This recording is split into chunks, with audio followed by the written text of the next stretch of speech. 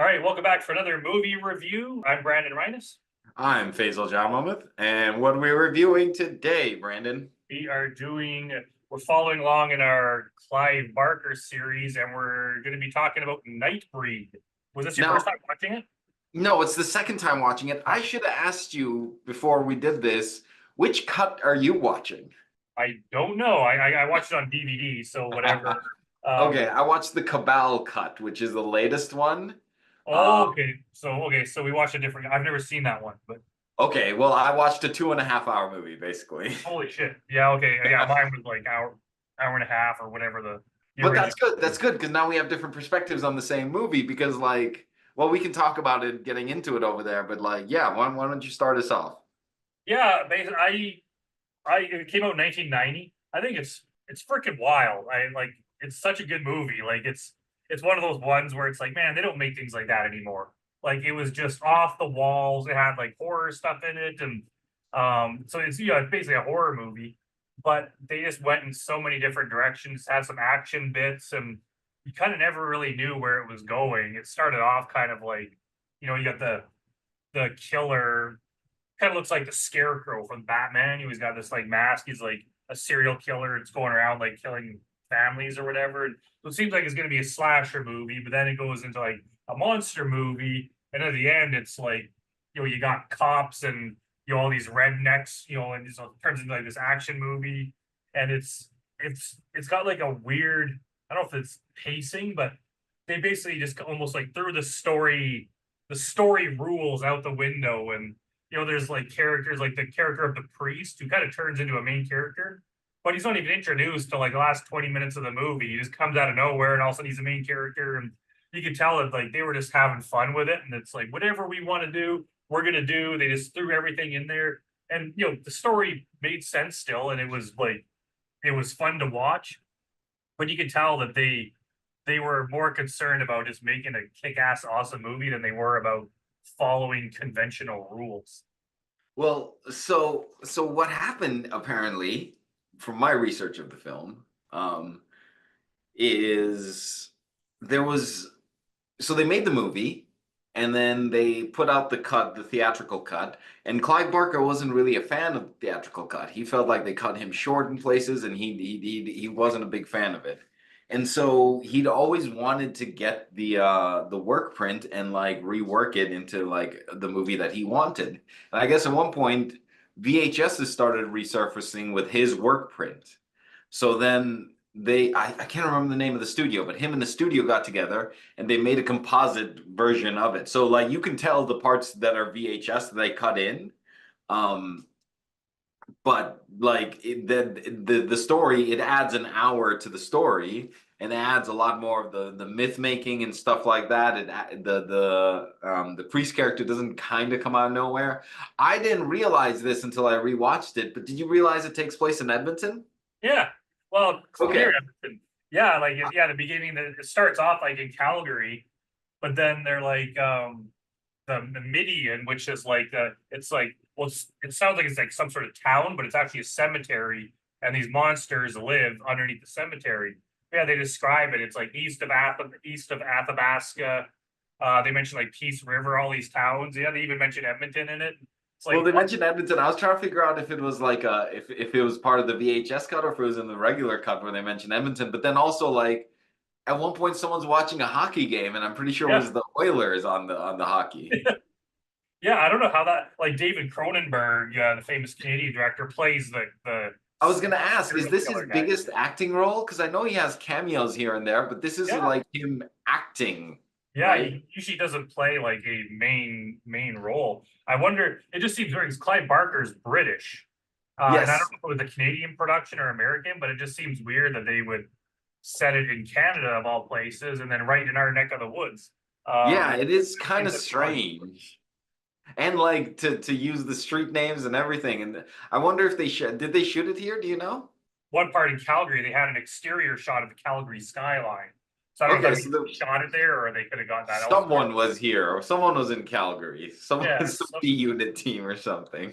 but even if not, is I still appreciate that they filmed it here. Actually, funny, a little bit of a sideline, but a couple nights ago I was watching a movie called Fiend Without a Face. It's from like 1958. It's like an old Uh-huh. sci-fi movie, and it takes place on like a U.S. military base. But there's a part where they're trying to like blow up some building or whatever, and they go in, and there's clearly a sign on the door that's like hugely readable on screen, and it's like some town, Manitoba. I was like, well, they couldn't like, Nobody knows where I Canada is. They'll just assume Manitoba is the name of the company. but yeah, so yeah, that was kind of fun that it takes place in Alberta. Well, do But you know yeah, the what other one? I'm trying to remember. Do you know what the other big horror movie that takes place in Edmonton? I think it's called grotesque? no. Well, yes, and Grotesque 2, and soon Grotesque 3. Um, Love and Memories in Edmonton, or Love and Cannibalism in Edmonton? No, Love and Memories is an OER song. Oh man, I'm gonna have to find this movie. Well, while we're talking about it, I'm gonna look up this movie too because like I remember being like, this is such a weird like movie. It had the guy who played like Greg in Dharma and Greg. That's something like Oh, who's from Montreal or some shit. Love and Human Remains was a 1993 film shot and set in Edmonton. The film version follows the storyline of a gay man and his heterosexual female roommate who try to find love and sexual gratification in Edmonton as a serial killer is loose in the city. The film was shot in Montreal, Quebec. The original ah, stage play and the screenplay are both set in Edmonton, Alberta. wait, what year did that come out? 1993. 1993. Oh, So like there's a couple and like Nightbreed was 1990. I'm sure there's like a list of 90s movies that took place in Edmonton. yeah, it's funny you mention that because there's that other movie, was it Winter Wonderland or Christmas in Wonderland, something like that, that takes place in Edmonton. They filmed at West Edmonton Mall. Has like Christmas. Oh yeah, I've heard of that one. Yeah, apparently there's actually this guy Matt Skinner who's kind of became a friend of ours recently on Facebook and Twitter. I'm not even sure where he's from. I don't know if he's from the US or what, but apparently he's flying to Edmonton. He said he's going to go to West Edmonton Mall because of that with that Winter Wonderland movie, whatever, or Christmas in Wonderland. But he's also a huge fan of Grotesque, and he's already booked an appointment to get a Mildred The tattoo. tattoo. This Yeah. is the tattoo guy. That's awesome. I was like, so I'm like, hey, tell me what it is. I'll try to come down there and get it on video. But Hell yeah. it's kind of cool that I guess taking a few decades, but movies in Edmonton are starting to build up a reputation that people are actually flying here to. Maybe you can check it sign out. his tattoo. Yeah, like that is hardcore dedication to our movie. So yeah, thank Hell you. yeah. Like you said, the story, I gotta get you the Cabal cut because like the story's not as rushed in the Cabal cut, so there's a lot more building and stuff. And so like it's very I like it. It like you said, it changes a lot from serial to horror to like but like in this version, to me at least, it feels like it's more blended. Like it feels like it's an action horror serial killer movie versus like one that transitions from one to another. Yeah, I could see that, and I mean, have to see the Cabal cut when I see it, like how it compares. But part of me, I didn't mind that. I wouldn't quite say it was like rushed. It was just extremely fast paced.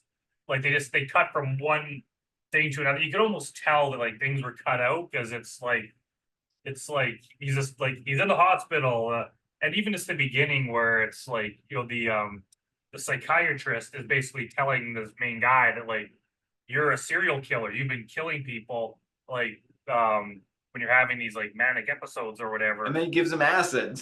Yeah, and then he gives him LSD, but all of a sudden he's like he leaves the hospital, he's on acid, he's back, he's in the hospital, and then he leaves the hospital, he escapes, and then he's in Meridian. Like it happens like so quickly, but there's never really a dull moment. Like there's no boring parts where it's like That's fair. They don't really waste their time too much on anything.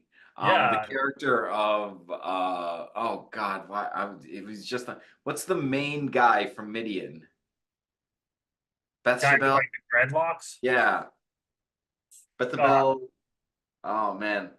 I really liked his character. His character to me was like really fun.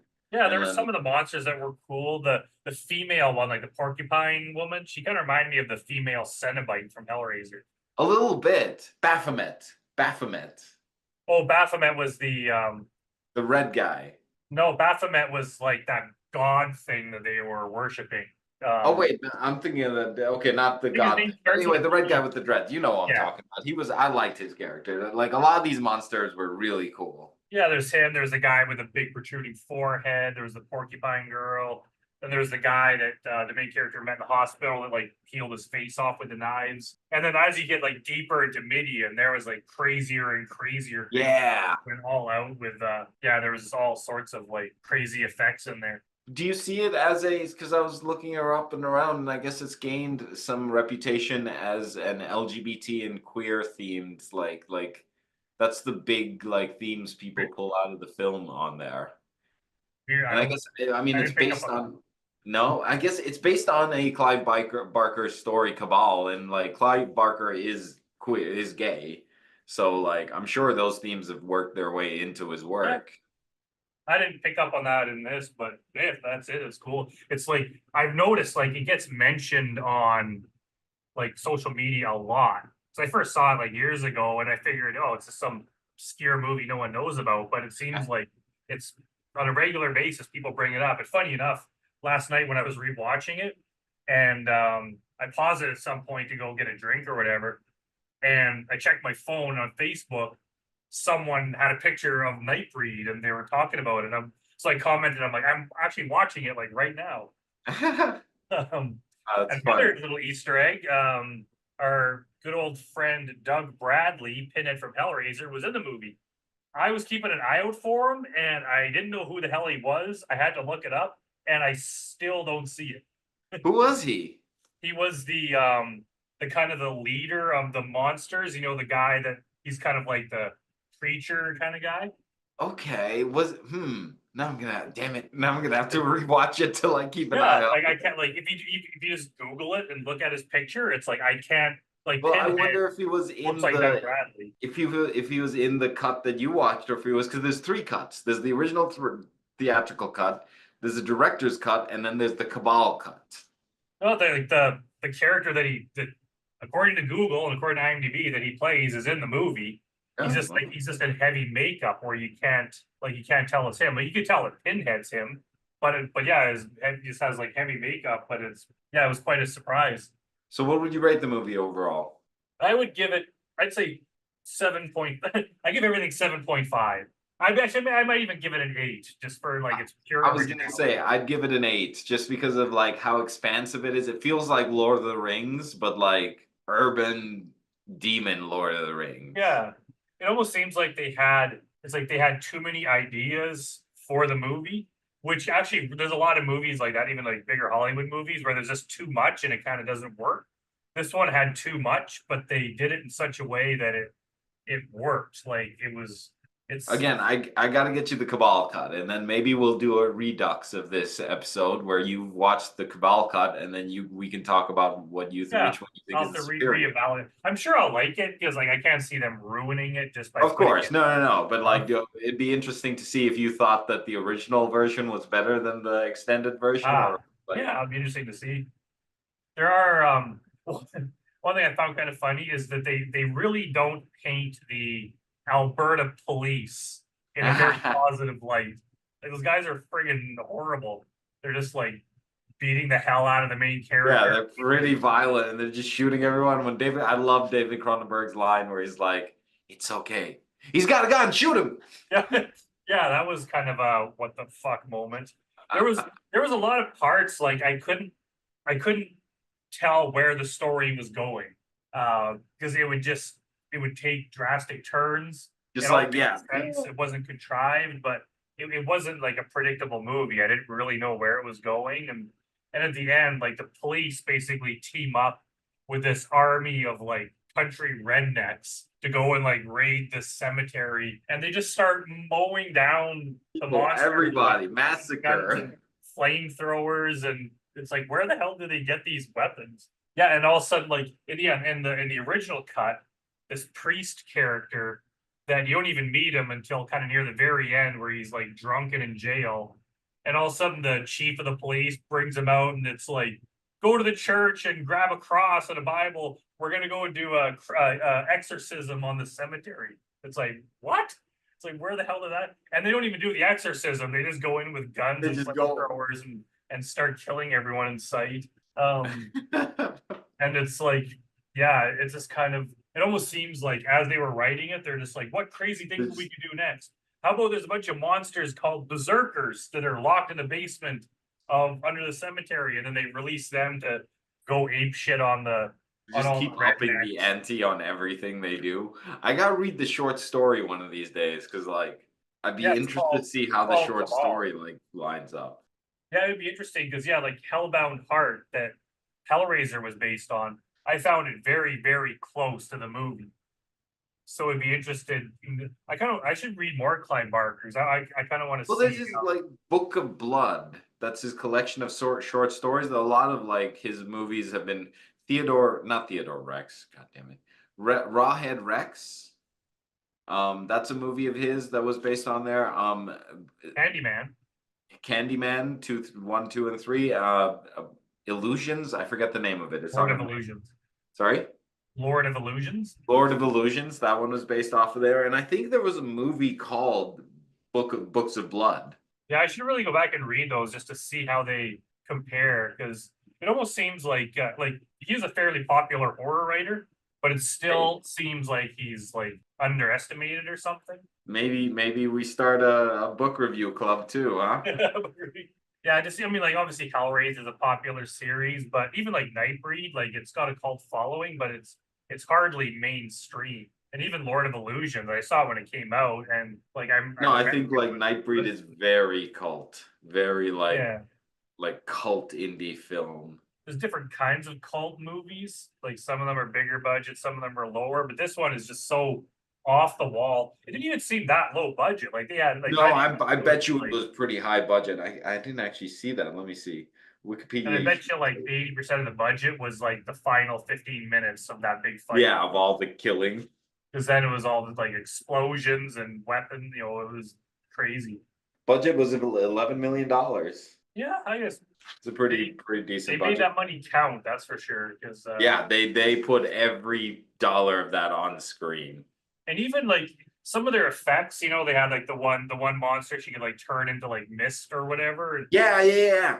That the effects were not crappy as you would expect from that era of like lower Or budget the movies. cat child that like turns into a cat. Yeah, that like when the main guy's like girlfriend was like running through the bottom levels of Midian. Like some of those monsters were like you only saw them like one time, but they were like far out crazy. There was I think the only kind of crappy effect, remember that part where the dude like opens a door and those like flying monsters came out? Oh Those yeah, yeah, yeah. those look kind of crappy. But Yeah. the rest of them, it's like, yeah, they were like hardcore practical effects. They were kind of on the level of Hellraiser when the Uncle Frank brings himself back from the dead. Yes. Yeah, it was like a For like whole that movie level. of that. Yeah, there was like, and another thing too, just like story wise, you couldn't figure out where it was going. There was no clear cut good guys or bad guys. Like the monsters were pretty evil, even though they were portrayed kind of like the good guys, but they were pretty bad in that, first time you see them, they're trying to kill the main character and they basically bite him and turn him into a monster. And then they're trying to like kill his girlfriend later on and they chase them both away.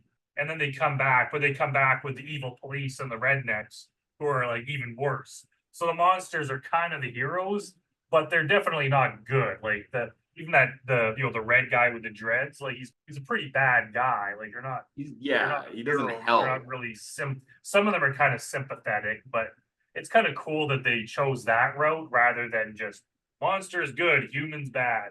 That would have been like kind of like too obvious of a theme. I agree. I think that's what they were trying to do is like show this underground world where they have so much nuance and stuff and like not everybody's good and it's like people.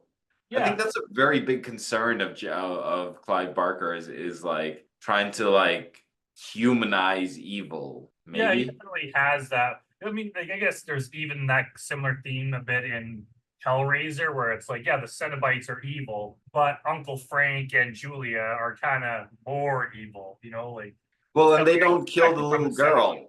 Yeah. in Hellraiser 2. They don't kill the little girl because it's not hands that call us, but desire. Like Yeah. that they have a level of morality to them.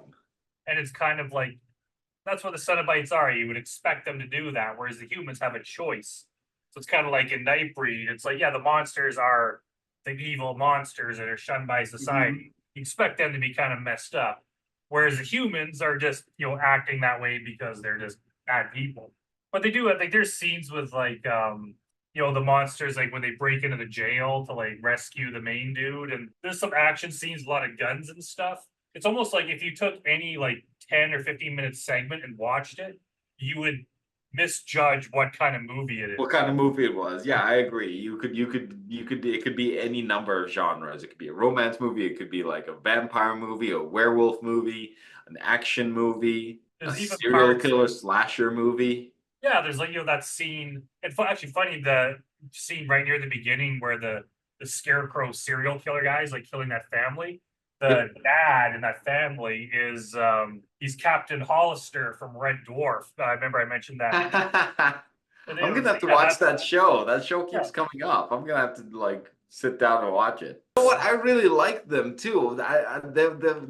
With the mom, right? And then the kid, and she's like, "You're supposed to be Betty Bye." yeah. And the I kid just like like, them too. They were really fun. and they don't show the kid get murdered, but it is implied. And man, that kid has no fear. He just watches his parents be horribly butchered, and then he's just kind of watching them like he doesn't even care. And then the killer's like walking up the stairs towards the kid, and he just has this like blank look on his face. Like, what are you gonna do? What? What? But then you have that part in the hospital where the guy starts like peeling his like face and head off. It's like it gets pretty gruesome at parts. But then there's other parts, like it's not all out like gore. I wouldn't even say it's that gory of a movie, but there are a few parts where it's pretty gory. And then there's like weird parts of like in the cemetery with like, yeah, you mentioned like the kid that turns into that dog creature. There's parts where it just gets like bizarre. It's like weird horror art film. And then by the Yeah. end, it's like action horror. Like it's yeah, there's a little something for everyone in there. But yeah, you can't really predict where the story is gonna go. And I find it weird too that like they don't really develop the main character. Like he's almost like he's not even really the main character. He's just like the They do a protagonist. little bit more in the other cut, Boone, right? They do in the Cabal cut. They kind of build him up a little bit, but like I get what you mean though. We're just kind of thrown into his life, and we're like, here you go, figure him out. Yeah, it's just like, okay, he's been having these dreams about Midian. He goes to his doctor, and it's just like everything happens so quickly that it's like he doesn't really have that much personality to him. And even the way that like his like when he turns into his monster, like it's one of the less interesting monsters. Like all the other monsters Yeah, are fair like way enough. cooler than him. So he's kind of like one of the more duller parts of the movie is the main character. But there's so much cool shit going on around him that it's like, yeah, this is just the guy at the center of it. But you don't really need him to be the most interesting aspect of it because there's so much cool shit. Well, again, if you think about it, like Lord of the Rings, Frodo is one of the most boring characters in Lord Yeah, of the Rings. yeah, yeah. That's like a perfect example. Yeah, but you don't really notice so much because there's a lot of cool stuff going on, and the story that following him is interesting enough. Yeah, I can't remember the main character's name. I'm sure if you mentioned it, I could come back. Boone, Daniel Oh Boone, I yeah, think. Danny Boone. Yeah, Boone. Boone. Yeah. Boone. Uh, Yeah, no, but overall, I'd give this an 8. I'd say it's definitely a watch. I don't. I try to throw it out too much, but it's one of those movies that they don't make them like this anymore. No, definitely Like, not. like any Hollywood executive would like read the script and be like, "What the hell is this? Like, we're not This making is this." crazy. Yeah, And I it's think because of far out Nightbreed, they there. don't make them like this anymore. I think they said the movie when it was like a critical and financial failure. Yeah, it was a huge box office bomb, but then it's had like a huge cult following and like Yeah, resurgence since. in the subsequent years. So, But like so I like, said, there was a lot of studio interference, like we were just talking about. Like his idea didn't come through. He had to which wait a is little while to get his idea out there finally. I'll have to watch the Cabal cut to kind of like decide, but sometimes it's like I don't know what Clive Barker's intentions were with it. All I know is the movie that's like You before my watched the eyes. shit. Yeah, I thought it was like super cool. So I might be like, once I see the Cabal cut, I could be like, oh, you know what? In hindsight, the original one got sucked. Like this is what it's all about. Or it Well, could be like, we'll have to do a redux. We'll have to redo this episode with that.